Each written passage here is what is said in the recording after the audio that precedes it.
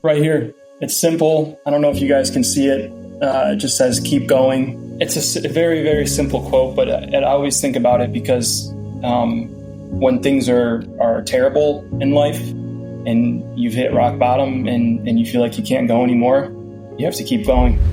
And then when things are amazing in life and you feel like you're on top of the world, guess what? Keep going. What is up, everybody, friends and enemies, mostly friends, I hope, and folks who like to hang out with us? Welcome back to the Abundant Journey podcast. As always, you're hanging out with Nick, and we got a special guest today. But before I bring the guest in, it is summertime here in the Northwest. It is the time of year that we get to boast and brag because we're not suffering in humidity up in the top left corner of the country. But our guest today couldn't be further from us. He is in the bottom right corner of America in Florida. Ryan, how are you, man? Yeah, Nick, I am. I'm in Fort Myers, Florida. Thank you for having me today. I'm doing great. And actually, it's funny that you mentioned that because my dad lives in Michigan. He told me that it's hotter in Michigan than it is in Florida right now. So. Oh, man. Well, we're glad you're hanging out with us. And as most of you suffer with the heat, just know that we're here in the Northwest enjoying the weather. But Ryan, that's not what we're here to talk about today. So we got to know you from an introduction, Christy Candell. We've had her on the podcast a couple times.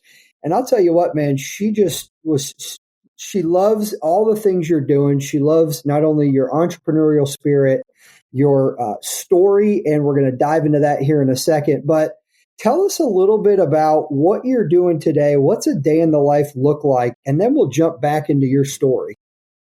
Yeah, of course. First and foremost, I want to thank Christy for introducing me to you guys. I can't say enough nice things about Christy. She's an amazing person. I had the honor of installing a new epoxy floor at her house on Fort Myers Beach. So that was really fun. I can't say enough good things about her. And then a day in the life for me, I got a lot going on, man. I actually work a full-time job Monday through Friday in cybersecurity. And then I run the epoxy floor business on the weekend, Saturday and Sunday, as well as I manage a web development and marketing company on the side. Not busy at all. I've got two businesses and I work full-time in cybersecurity. Wow. So how long have you been running your epoxy business? Yeah, so the epoxy floor business, I started it about 2.5, 3 years ago with a partner. And then about 8 to 9 months ago, I took full ownership and rebranded the business as well. And did you start that, while working full-time in the cybersecurity? Like what's kind of been the order of, as you've added jobs to your resume, what did you start with and how did you get to now having three big responsibilities running? Yeah, that's a great question. When I graduated college, I went to the University of Michigan and I graduated from school there. And I didn't want to hop right into a job yet. So I started building websites for a lot of my friends that I had met. I was working at a country club at the time, and a lot of the guys there owned businesses and they needed help with their websites. So I started building them websites, and I was like, I might as well make a small business out of this. So then that's when I started Garchar Design, which is the name of my web development business. I did that for about a year, and then I decided that I wanted to move away from Michigan and kind of start something new. So I came down to Florida, and as I was looking for a full-time position utilizing my degree, which was in information systems management, my friend Joe and we started doing these epoxy floors kind of on the weekends. So I found a cybersecurity job as I was getting into the epoxy floor business at the same time. Okay. Yep. And kept running the website business even when moving down to Florida. So that's how you got all three running. Okay. Yeah, so the websites, it's interesting because once you build someone a website, you kind of have to manage it for them. So I've built I think probably close to 50 different websites, but out of those 50, I still manage about 20 of them. And most of those clients are up in Michigan. So it's a very minimal commitment each month. I just check in, make sure things are running smooth and make sure if they need any updates made that I'll help them with that. Yeah. That's got to be kind of nice though to have just some business on retainer like that. And Yeah. now, Yes, sir. you mentioned graduating from college and not, just kind of wanting to figure out what you were going to do, not immediately jumping into a full-time job or career, which kind of defies the path, right? That for the past several generations, it's like, hey, you go to college, you get your degree, you apply your degree by getting into your career that you work for 40 years until you get your nice retirement package and sail off into the sunset. That's not, it sounds like, what appealed to you. And so I'd love to hear more about just, okay, what was going through your mind as you graduated? Why didn't you want to go down that path right away? That's a wonderful question. I think it stems back to when I was working at the country club. I noticed a large majority of the membership there, the guys who were very successful, they didn't work a 9-to-5 job. They had their own companies, their own businesses, fencing companies, roofing companies, engineering companies, accountants. So I noticed that, and I would talk with them. I became very good friends with a lot of the members there. They would give me tips, and I just kind of soaked everything in. And I also had seen my dad, my father, he worked at Ford Motor Company for, I think, 35 to 40 years of his life. And he kind of left on harsh terms with Ford. And I noticed how they treated him at the end after he had given so much to them. And I realized that, working a 9-to-5 wasn't really my number one interest. I wanted to, first and foremost, try to start a business. And so then that's when I began the websites. But then I also quickly noticed that life is very expensive. And that's when I decided I wanted to give a shot at a 9-to-5 to pretty much supplement my businesses. Got it. No, I love that. And, Ryan, let me ask you this. I want to go back to those country club days. And I am really curious, in that time that you were there, were you just genuinely curious, or was there kind of a light bulb moment for you where you were like, hey, I'm not going to be like the typical 9-to-5, go to college type of person?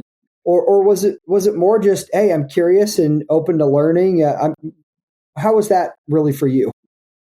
Yeah. So another great question. I think it kind of goes back to my childhood and where I was raised. I was raised in a middle, lower class neighborhood. I remember my mom's tires got stolen off of her car in our driveway one night from thieves. There was rocks thrown through our neighbor's window. And at one point we lived directly across from a drug dealer. But so wow. Growing up in that environment and then going and working at the country club and seeing how other people were living was very confusing for me.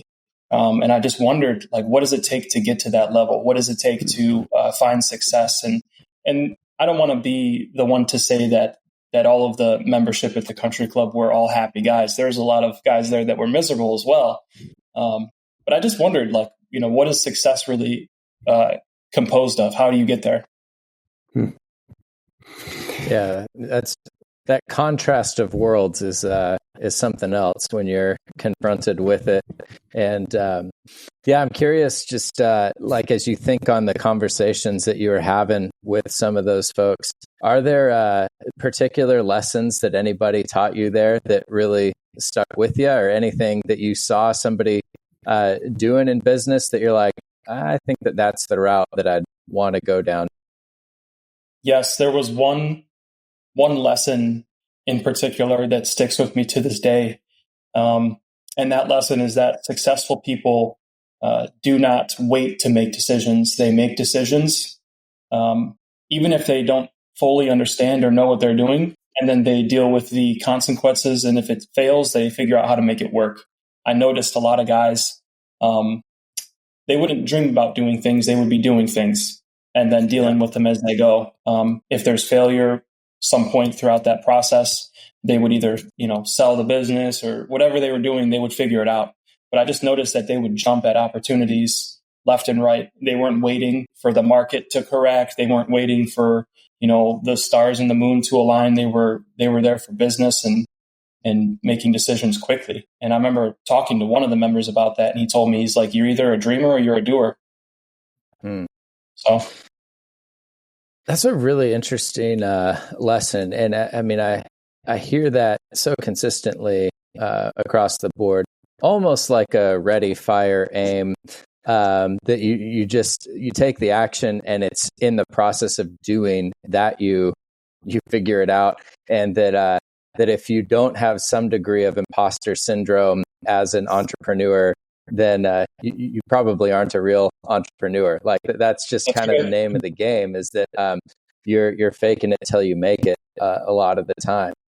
I am curious too, just so I mean, you were exposed to, it sounds like, people that were doing a lot of blue collar work with like you mentioned, the fencing company, some that were doing more of the white collar roles. And obviously now you're in both worlds, in cybersecurity and epoxy flooring, which is kind of, I don't think that we've had anybody else on the show that's got their feet in both of those worlds. And so, talk to us about that. Like what about the epoxy business in particular really appealed to you, and why have a foot in both worlds as opposed to being like, I'm going to go all in on the IT side or all in on the services, manual labor side? Yeah, that's a great question. I want to start by saying that I am by no means some made man yet. I'm still figuring everything out as I go here. And I have my feet in all different doors right now to experience what they're all about. Sure. And, the inspiration behind doing the epoxy floors was that I had time on the weekends. And I also just really enjoyed the process. It was intriguing to me. Like, how does this work? And how do you create this beautiful, extremely durable floor? Because we mostly install floors in garages or lanais, or, we've done pizzerias, tattoo shops. But it just intrigued me. Like, how do you do that entire process and make it look that good? So then I got into it with my ex-business partner, Joe, and we started doing them. And the more that we did the floors, the more I realized that we were doing it the wrong way. So then I became addicted to finding out how to install the floors the proper way. And then working a day job, it is very interesting. I sit here at my desk during the week and look forward to the weekend. And then when I'm out there in the field on the weekend, I look forward to working at my desk. Yeah. No doubt. Well, and Ryan, a lot of folks, I think, have this mindset of, I want to get a job. I want the security, and they're driving for the weekend, but it's to party and hang out. And where do you find your drive in terms of, like you're just saying, the week you're looking forward to getting out and doing those jobs, and then weekend you're looking forward to getting in and doing the work that you're doing? I mean, I think a lot of times we've talked with folks who said, man, I had to get out of the W-2 world. And there's been fewer, I think, that really value that and find that they enjoy it. I think a lot of times we're talking to people who are like, man, I got to get out as soon as possible. And I think that's kind of a voice that's pretty loud with social media in the world today. So curious where maybe one, that's a tangent here, but maybe one, where do you find the love for both? And two, what motivates you to keep going where most people settle? Yeah, that's a great question. Again, all great questions here. I would say that it all goes back to a fairly personal matter that I would actually like to share with you guys and the listeners, because I feel like everybody has something that happens during their life that kind of wakes them up and rocks them to their core. So if you guys don't mind, I would love to share this story. And I don't think I've actually even shared this story with anyone else yet. But just under 2 years ago, my mom, she went in for a minor back operation to help alleviate some of her back pain. The operation was a very common operation, and she was expected to be back home the same day. So none of us really had worried about anything foul happening. And then September 9th, 2022, I remember around 9 a.m., my dad called me and told me that my mother was unable to move after her operation. So my mom was only 53 at the time. She was what I like to call the star player on her softball team. She was an avid hiker and just a very adventurous person all around. And so then a few weeks later, she was officially deemed a quadriplegic with essentially minimal possibility of retaining that functionality in our body. So this really flipped like all of our worlds upside down. My dad, my sister, myself, and of course my mom. And since that day, you know, my sister, my dad, and all of our family friends have really stepped up in a way I can't even begin to thank them for. For me personally, this kind of goes back to your original question is, you know, that's the reason why I wake up every day with like this grudge on my shoulder.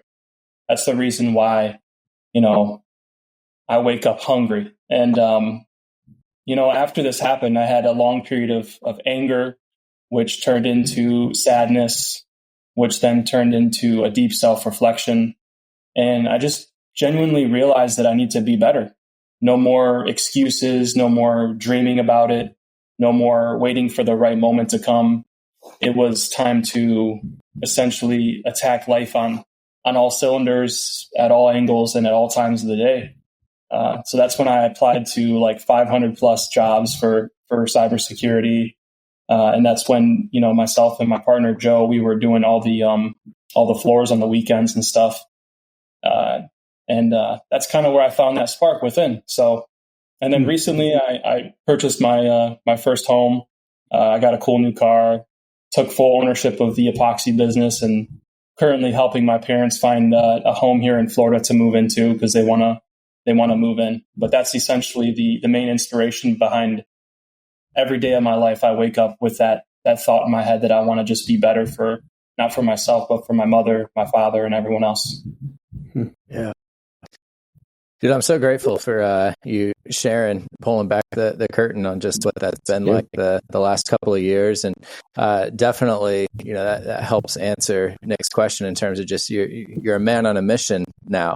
You know, it sounds like there's just been a great sort of awakening and realization of purpose and wanting to be really intentional with your time, which I think is really admirable, especially for somebody at your stage and season of life. I mean, those are massive accomplishments. For, if you don't mind me asking, how old are you, man? 24, man. Yeah. Yeah.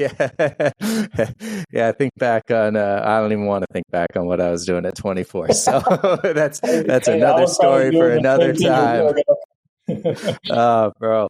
No, that's. I mean, that's really incredible, and I'm curious. Just, you know, as you think about everything that you've been able to accomplish in such a relatively short amount of time, and with so much, you know, God willing, so much future ahead of you. As you look to the future, I mean, how has the experiences from the last couple of years, the hardships, the successes, how are they framing what you're anticipating for the future and how you're dreaming? Yeah, I mean, I always look back on myself at the end of the year, and I'm always shocked by like how much I've changed or where I thought I would be versus where I actually am at. So looking into the future, essentially, I'm just using all of these experiences to build my to really just build my soul and who I am as a man. That makes me want to wake up every single day and get out there and do something, and to help people. Really, essentially, that's it. Like, I think a lot of people spend a lot of their time talking about money, focusing on money and, you know, success. But success has so many different aspects. And there was a kind of like right after the situation happened with my mom, one of the greatest things I've ever done was I flew back up to Detroit to visit them. And I took my mom, my dad, and my sister to a Red Wings game.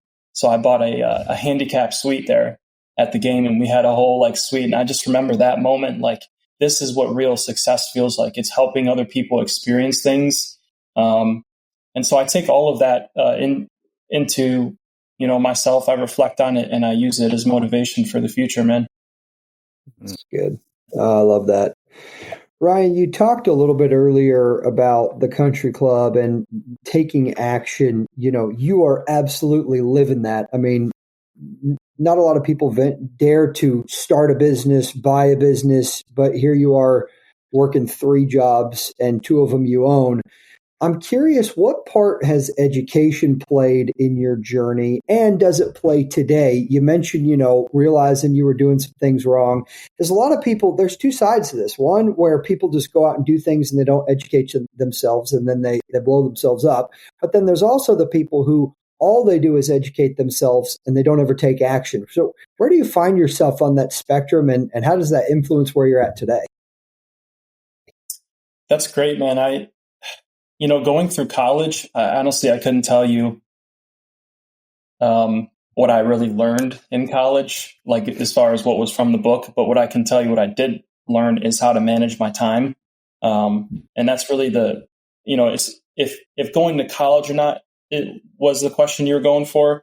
That's a tough one. But just as far as education, it is important to educate yourself as much as you can, to watch and to listen.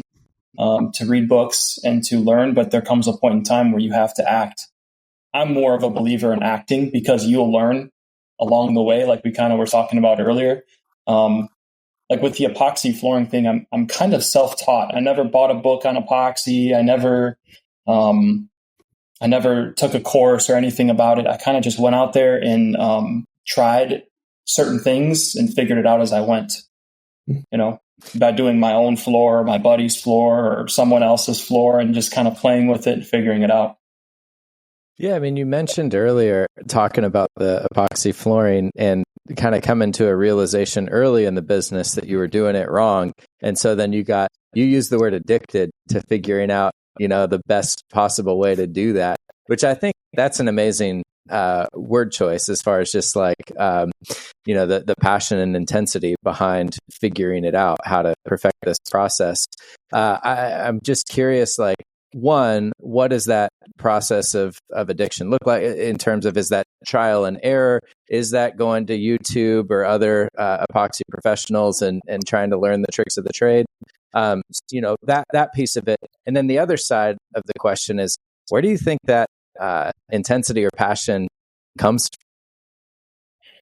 Yeah, I from a young age, I was I didn't accept failure at all. Like if I did something wrong, I'd be like, okay, how can I re-engineer this whole thing to figure it out? I love building Legos and just doing stuff like that. I was I had an engineer's mindset. So that level of addiction, like I have a huge amount of excitement right now because we have 3 jobs we're doing this weekend. And I've got some new tools that we're using. I've got I bought some new boots as well, work boots. I have my old pair of work boots are like 2.5 years old. So I've got new tools, new boots, new diamonds for the bottom of our machine. We're going to be kind of doing different colors as well. We've got a really exciting colored floor that we're doing. So that's what makes me addicted, is like, trying these new tools, seeing how good they work, and just constantly one-upping myself and just getting it, building that process. That's what the addicting part is like, okay, how quick can we do these floors? How durable can we make them? How good looking can we make them? How, that's just what gets me excited. I think it comes from being a young age and just always having that engineer's mindset and really trying to get in deep with what the problem is and trying to fix it. I love that. That's awesome. I hear a constant positive perspective. You even just said excitement with what you're doing. And again, I just think that is that is such a contrast with, I think, folks in your generation, my generation, our age groups, where there's a lot of negativity, a lot of complaining. How has your journey, and I think even, you were transparent, like there wasn't always positivity in the last couple of years as you've really had to work through some things and come to terms with where things are. But what impact does positivity and excitement have on your journey and where you are today? Man, that's a good one. I definitely have my days. I'm not always super positive. I have my days where I'm just frustrated. We all get there. And that's kind of actually part of being positive, is understanding that if there were no negative times, there would be no positive times.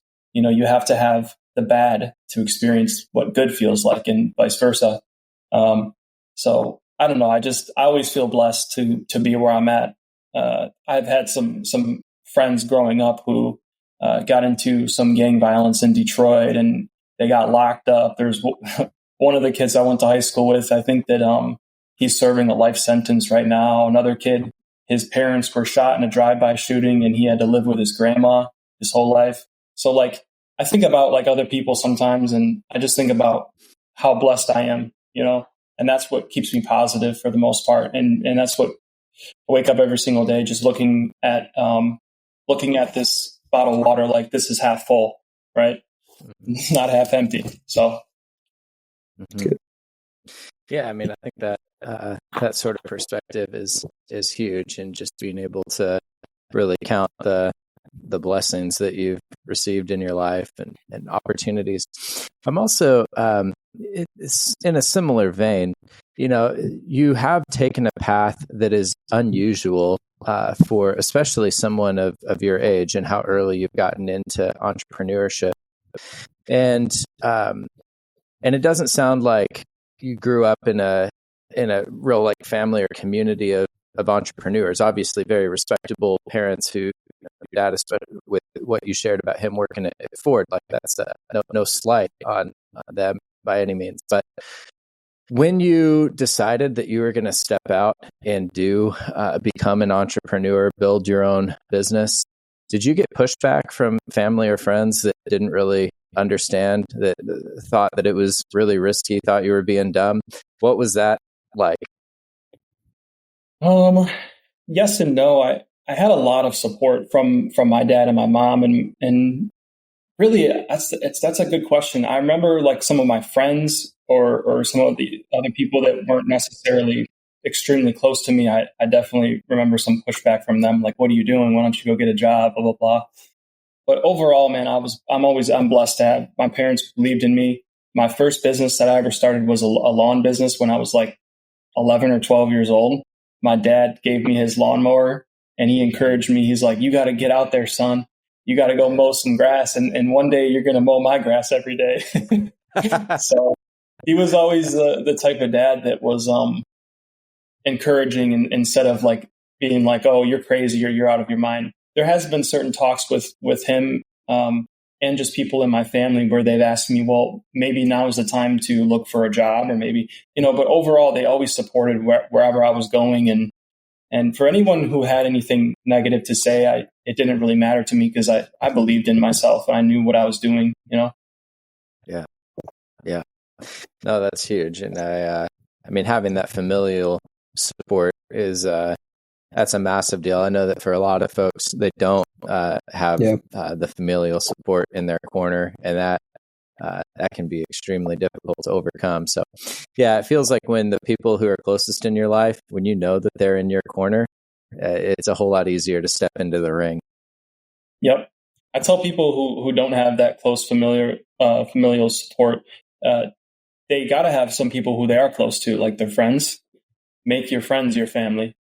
If you're not getting that support where you should be getting it, then find another place to get it from, because there's a lot of great people out there that will help you and stand in your corner. It's hard to find them, but they're so worth it. Yeah, that's so good. Surrounding yourself with the right people who are going to support you and probably keep you in check when you need that every once in a while too. Yep, exactly. Ryan, we were talking a little bit before we hit the record button just about some bad actors, and I'm not going to put anybody's name on the spot, but I'm just curious for you, what are some, you're running multiple businesses here. What are some misconceptions about entrepreneurs you hear out there? Can you say that question, the ending part, one more time? I missed it. Yep. What are some misconceptions that you hear out there about entrepreneurs? I think that everyone seems to think that owning a business is better than having a 9-to-5. I feel like that's a big misconception. A lot of people, I want to be an entrepreneur. I want to be a business owner. But as someone who works both a 9-to-5 and runs multiple businesses, I can honestly say that there's a lot of ways that the 9-to-5 is actually better than running a business. Like once 5 p.m. hits, you're done for the day. There's always work on the table. You're not responsible for generating your own work. You have one boss instead of hundreds or thousands of bosses, aka your clients. And you as an individual not really responsible for the life of the business when you work a 9 to 5. But there's so many also other parts about entrepreneurship that is way better. Like your compensation is uncapped, and you're working towards your own dream instead of building somebody else's dream. But it's extremely hard to start a business. I know that Alex Hormozy, I believe, talks about the trail of starting a business and how you get like a lot of excitement at the beginning, and then you actually learn what it takes, and then it brings you back down, and then you get like that second wave of excitement because you figure it out a little bit, and you climb up even higher, and then you get knocked down again, and that's just constantly what happens with owning a business. It's really a roller coaster. Yeah, and a lot of people don't have the stomach for it, and I think that's really well said, and there's a lot of wisdom in that. Like, there's not too many Instagram profiles these days that talk about the glories of a 9 to 5 job and the stability. Like that's not really the kind of content that goes viral these days. But I do think that that's right to recognize that there is less responsibility that you're shouldering, and that idea of showing up and you've always got work on the table versus when you're an entrepreneur running your own business, like you got to go out and find your clients every single day. And that point about having 1,000 bosses is really interesting too, because I think that there is that misconception that, like if I'm my own business owner, I'm my own boss, I'm free. It's like, well, especially when you're in the service industry, no, not exactly. Definitely not. Yeah. So you've also you've thought a lot about success, and I'd love to just circle back on a bit more of just what that means and looks like for you, because it is easy for people to dream of success as a certain number of dollars in the bank account or a particular lifestyle. But it sounds like you've gone a lot deeper in that.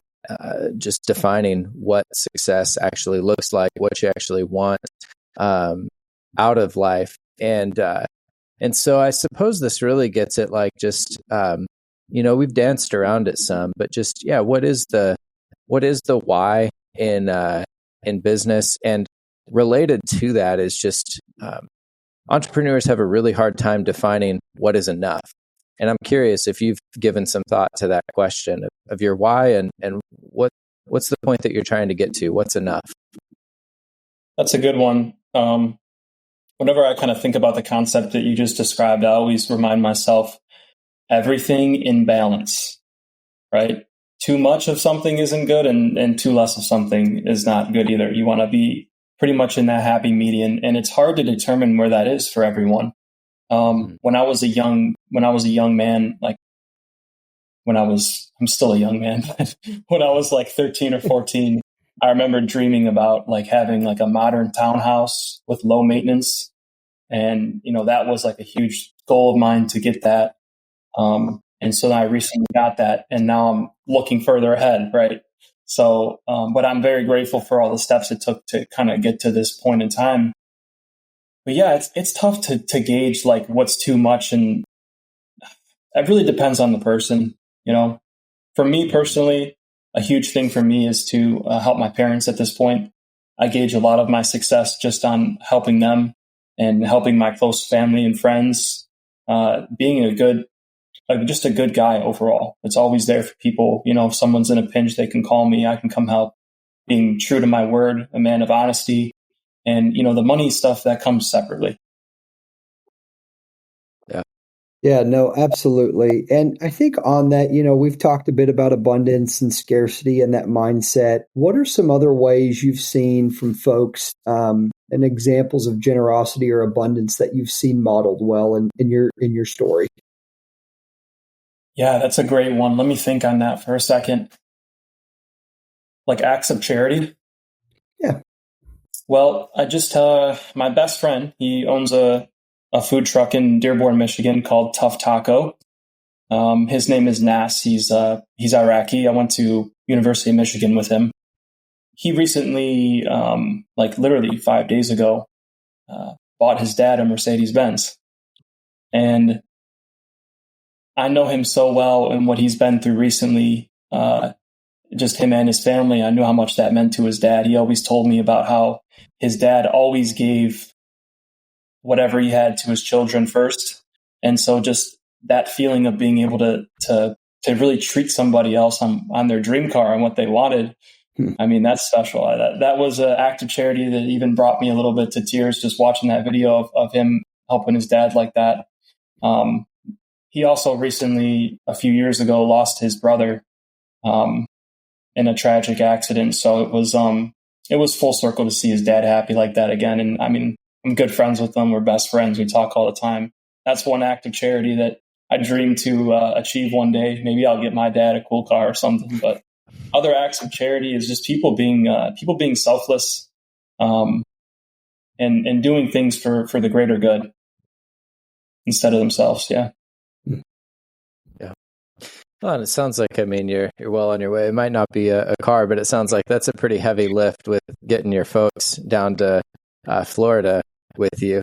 And I know that's obviously something that's pretty close to your heart as far as being able to make that happen and all of the care that you're showing for your mom and dad, and even the act of being able to take them all to the Red Wings game. I can only imagine how memorable and awesome that was. And I mean, that's, like you had said earlier, that's such a beautiful piece of entrepreneurship and that uncapped earning potential as well, of that you can have some real big wins and be able to celebrate those with be able to spend those on the people that you love the most, and really make some awesome experiences in life.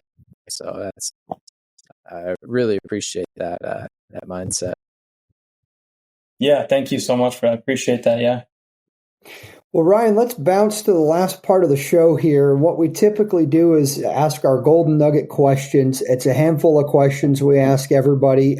I think we've covered a few of them already, but I'll circle back to them. So first one here, pick one of these and tell us how you're working on growing this year. So we got family, finance, faith, fitness, or future. What's one of those you're focused on growing? I think I was originally going to do family, but I've talked so much about family. We can talk about fitness. I've been going to the gym for, I remember since I was a sophomore in high school, and like recently, like a year and a half ago, when I started doing the floors and working full time, I kind of lost my touch with the gym. I started there was just too much going on. I really lost my touch. I used to be the guy that would go every day. But recently, I've kind of I found that spark again, and I've been going as much as I can. So I've got goals, this next year to get to about 220, because I'm 6'2", so I want to get to 220 with around 8% body fat. So that's the goal that I have there in fitness, and really just to just be consistent in the gym, to stop making excuses and being like, oh, I'm tired, or I don't have it in me today. Just got to get there, man. That's the hardest part, is just getting there. Well, with working 3 jobs, if you're able to get there, Nick and we're looking at each other like, yeah, we don't have any excuses. There's always a little bit of time in the day. That's right, dude. And that's like bodybuilder territory, man. That's it. Competing. That's legit. I want to get there, man. Yeah, that's it. 100%. Ryan, next one here, and you shared the quote from the guy at the country club, but curious if any other comes to mind. What's a quote from book or mentor that stuck with you along your journey? Right here. It's simple. I don't know if you guys can see it. It just says, keep going. It's a very, very simple quote, but I always think about it because when things are terrible in life, and you've hit rock bottom and you feel like you can't go anymore, you have to keep going. And then when things are amazing in life and you feel like you're on top of the world, guess what? Keep going. So I always just tell myself that no matter how I'm feeling, is that you just got to keep going. Yeah. And I think that is the true mark of an entrepreneur. You keep going through the good and the bad, and you find a way to make it happen. And I think both in your journey, but also with what you've shared, you're doing that. I love it. Next one here. What's a dream or goal that you have that you've not been able to make happen yet?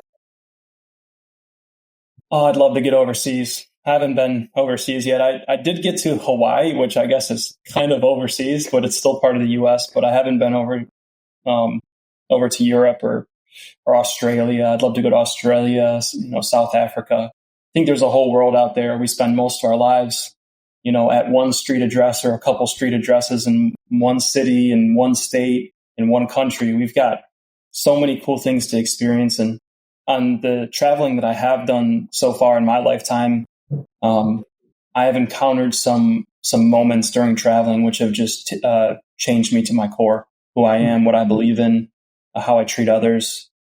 Traveling and meeting new people is essentially the gasoline to the engine of getting new ideas, creativity. And I just feel like it's a great way to experience life and to also meet other people. And the best part about traveling is when you come home after you travel and you're like, okay, now what do I do? So yeah, that's what's a dream or goal that I want to do is definitely get over the pond and see the world a little bit. I love it. Have you guys been all over? Nick, you've been more than me. I've done a little bit. Just New Zealand, really. I mean, my wife is Canadian, and I met her in New Zealand. So spent a lot of time in New Zealand and Canada. Never been to Europe, though, or Asia. And I've been really itching to get to Japan. So I got dreams of a lot more travel than I've been able to do. But I can definitely. I know Christy was just there. She's always bouncing around. Oh, yeah. No doubt. Yeah. She's traveling for sure. Yep. Love it. Ryan, last one here. And, we've talked about your journey, your family, your story. Hey, at the end of the life here, what do you hope you'll be remembered for? At the end of my life? Oh, man. I hope that as my old ass lays there in my deathbed, that I've got my family around me and any of my close friends kind of holding my hand and remembering me as the man that changed the course of our family and the man that always was selfless, funny, honest, and just willing to give everything my all. That's what I hope to be remembered for. Yeah. Dude, I love that picture. I mean, I love the question, but you're the first one that's really answered it with a picture like that. And I do think it resonates with me because of just how much I picture the end of my life of having loved ones around. And I think that that's one of the underappreciated sides of a lot of entrepreneurship is that a lot of the people that we celebrate as like the most successful of all time, I think of like a Steve Jobs, not a lot of loved ones around in the end, like huge accomplishments, but a lot of relationships left in the wake. And so I do appreciate, man, just your heart of that. It's like having good relationships with your family, with friends is a key element to success for you. That it's not just about the money or the accomplishments, but how those things allow you to be generous to other people. And obviously that's why Christy recommended you for the show. That just came through in your ethos, the way that you carry yourself as far as just that abundance mindset and wanting to do entrepreneurship to make the world a better place. So really grateful for you, man. It's just an amazing story. Love everything that you're doing and can't believe how bright the future is for you. I know that a lot of our listeners are going to want to follow along. And so are there places where you're posting about your journey? Do you got Instagram accounts for your businesses or personally, or where do you want us to send people to stay in touch with you or follow what you're doing? Yeah, of course. I'm very active on Instagram through the epoxy floor business in particular. So they can follow. Here's my logo. It's called Ryan Resin on Instagram. And we've got a bunch of cool videos and just really satisfying videos to watch, reels and whatnot. But yeah, follow us there. And I can't thank you two enough for having me on today. You guys are awesome. That's all I have to say. You guys are awesome. Well, thanks, man. We appreciate that. Listeners, you'll find links to Ryan's Instagram page in the show notes, so do be sure to check that out.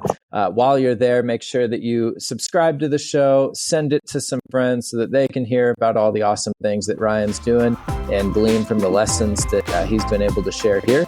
And we'll be back with another episode very soon. So thanks, everybody.